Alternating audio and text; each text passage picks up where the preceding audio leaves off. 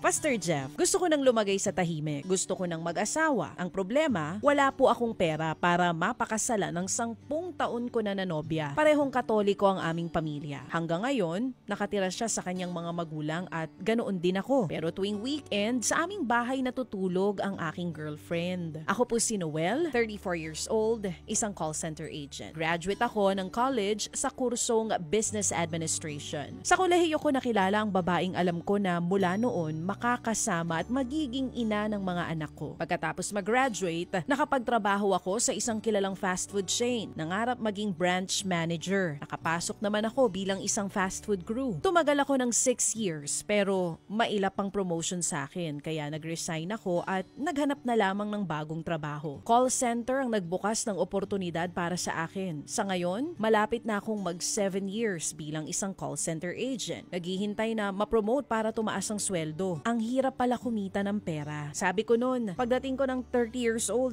dapat may asawa na ako. Pero 4 years overdue na ako. Hindi ko pa rin napapakasala ng aking long-time girlfriend. Lagi niya akong pinariringgan kung kailan daw ba ako magpo-propose. Ang hindi ko masabi, wala pa akong sapat na ipon para alukin siya ng kasal. Ang plano ko sana sabihin sa kanya na magsama muna kami. At saka na ang pagpapakasal kapag may ipon na. Payag naman dito ang aking mga magulang nung sila'y makausap ko. Hindi ko nga lang sigurado sa panig ng girlfriend ko. Gusto ko kasi na araw-araw kong makasama sa bahay ang aking mahal. Kaya naiisip ko mag-live-in na lang muna kami. Total, may plano rin naman kaming magpakasal soon. Anong say mo, Brad? Actually, maraming anggulo na pwedeng sagutin yung katanungan ni Kuya Noel. Okay, Kuya Noel, naiintindihan natin yung pinagdadaanan mo kasi bilang pastor. Sa dami ko na rin na-counsel for almost 20 years of being a pastor. Nakaka-relate naman yung karamihan sa'yo. Gusto mo lumagay sa tahimik, pero ang tanong, may sapat ka bang ipon? Unang-una, Kuya Noel, hindi kailangan magarbo yung kasal.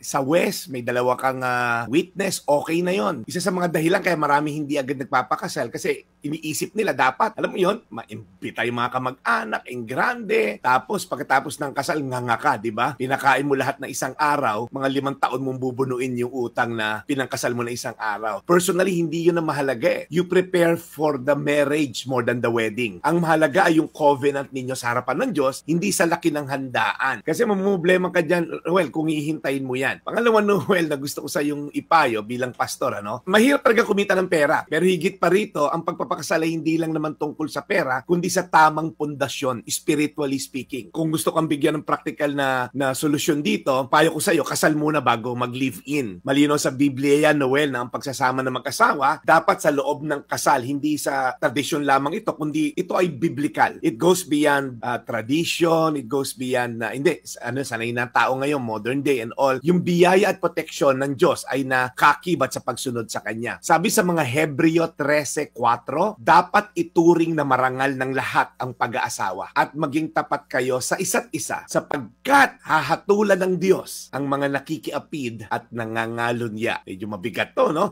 Ang pagsasama daw, Noel, na hindi kasal yung live-in. Mukhang praktikal pero hindi ito ayon sa disenyo ng Diyos. Binigyan tayo ng free will, pwede nating sawayin ng Diyos, pwede ring sundin ng Diyos. Pero unfortunately, yung consequence ng ating free will, wala tayong karapatang mamili. Kung gusto mong mapiliin yung landas na yun, okay lang naman. Hindi naman siya yung matutulog sa'yo ng weekend yung girlfriend mo, lilitaw siya sa tabi ng kama mo, tigil mo yan. Hindi, binigyan tayo ng karapatan ng Diyos at regalo na mamili. Pero may consequence yan. Gusto mo ba siya makasama dahil mahal mo siya o dahil may benepisyo ka sa pagsasama kahit wala yung commitment? Ano ba mas mahalaga? Yung kasiyahan mo ba o yung blessing ng Diyos sa pagsunod sa Kanya? Kaya Noel, maghanda para sa buhay na may asawa, hindi lang sa kasal. Kaya kung gusto mo ng stable income, promotion, tuloy-tuloy mo yan. Pero it doesn't mean kailangan maging garbo ang kasal. In fact, makukuha mo ang respeto ng magulang niya, pati girlfriend mo at mga kamag-anakan niya kung papakasalan mo muna siya bago kayo magsama. Magtiwala ka sa plano ng Diyos, Noel. Maniwala ka sa dami ko ng kinounsel na nag-live-in. Yung blessing talaga ni Lord. Sabihin mong old school and all, this is biblical, this is timeless truth, and this is a timeless promise to those who obey Him. Noel, hindi pa uli ang lahat. Maring hindi pa natutupad yung timeline mo, pero hindi ibig sabihin ay huli ka na. May tamang panahon ng Diyos para sa lahat ng bagay. Sabi nga niya, there's a time for everything. Ang mahalaga, sumunod tayo ngayon, okay, sa kaluguran niya, sa katuruan niya, at magugulat ka. One thing will lead to another, at baka meron ka ng lakas ng loob para magpakasal. Again, hindi mo kailangan magarbo. Kahit sa simpleng restaurant lang, hindi ka gagastos na 5,000 para sa konting gathering ng mga iimbita. pupuntahan mo. Dahil ang blessing ni Lord ay nasa pagsunod, hindi dahil sa malaki at magarbong handaan. So, Noel, sana nakatulong sa'yo. Yun lang ang payo ko bilang pastor. Itama mo muna yung pundasyon. Kasi hindi lang yan dahil sa mas gusto mo to at mas pabor sa'yo. Kung ano ang gusto ng Diyos, ano malulugod ng Diyos. Mga Hebreo 13:4, dapat ituring na marangal ng lahat ang pag-aasawa at maging tapat kayo sa isa't isa sapagkat hahatulan ng Diyos sa mga nakikiapid at nangangalon niya. Tayo manalangin. Alam ko marami ring mga tao nakikinig ngayon na maaari nasa sitwasyon mo at sana naliwanagan sila. Lord, alam naming mahirap to. Marami, Lord God, mga tao ngayon ang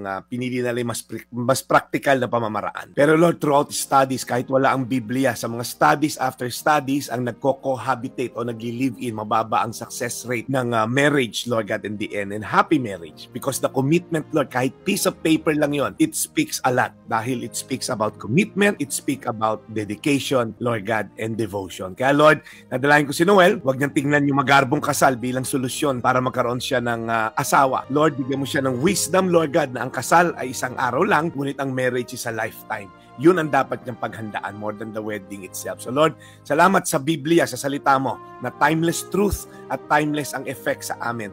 Turuan mo kami, Lord, to embrace it even if it hurts. Kahit masakit, kahit mahirap, pero Lord, yun naman ang kaluguran mo ang sumunod sa iyo upang ang blessing ay mag-flow. Salamat, Lord, kay Noel. 10 na mga nakikinig din na nasa sitwasyon niya, bigyan niyo ng kalinawan sa pangalan ni Jesus. Amen. Today's Reflection with Pastor Jeff Eliscopides.